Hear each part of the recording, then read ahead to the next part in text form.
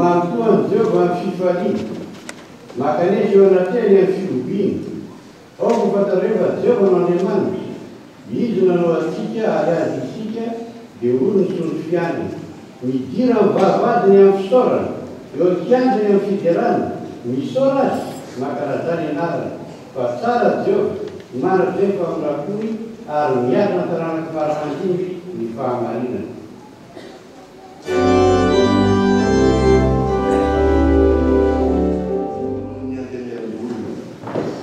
Arapaina zay matoa zafimay fa ivo solotenany fiandidina ny republika. Arapaina ianareo solotena mpanjakana rehetra, ianareo nasaina zay tonga mamotrona zao fotoana lehibe zao. Ao ianareo ray aman-dreny ara-panahy, filohan'ny fivondrona ambeny fiangonana adventiste eto Mahamasina be Indiana sur le Pyrénées aminy. Filohan'ny fédération fiangonana adventiste Madagasikara fovoany sur le Pyrénées aminy. Arapaina koa isika pay fanantenana antony distrika tanana ny fotoana ela ny conseil d'administration fiangonana adventiste teto Madagasikara dia ny pastora Andrianasolo Rostra Fanefarana kosa dia tsy fantatra na amin'ny firialy na amin'ny firialy. Dia zaho manokana zao dia tsy ampetraka ohatran'ny visaka. Satria ny antony raha ririny mantsy ianao mipetraka afaka mampitsaitsaika moramora.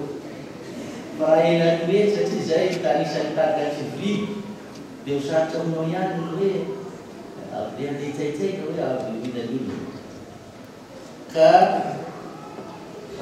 tamin'ny alakamisy teo zany ny zanak'anavavy zay taizanay dia tsy salama. Dia voately za zany nandeha nitozana azy raha ny hôpitaly.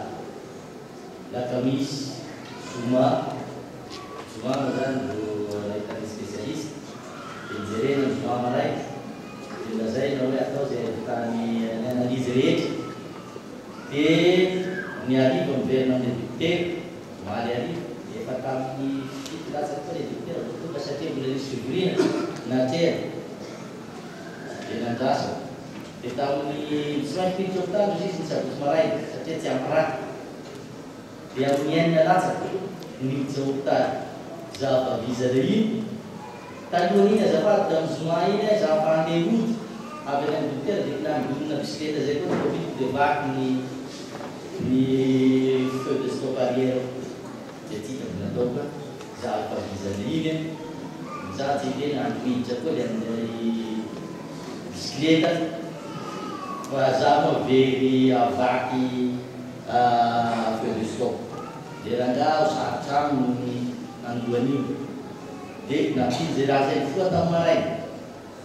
Tamin'ny alina ihany dia nieritreritra aho zany na nahazo ilay manasana za zao tranizany avao ny tsotongany.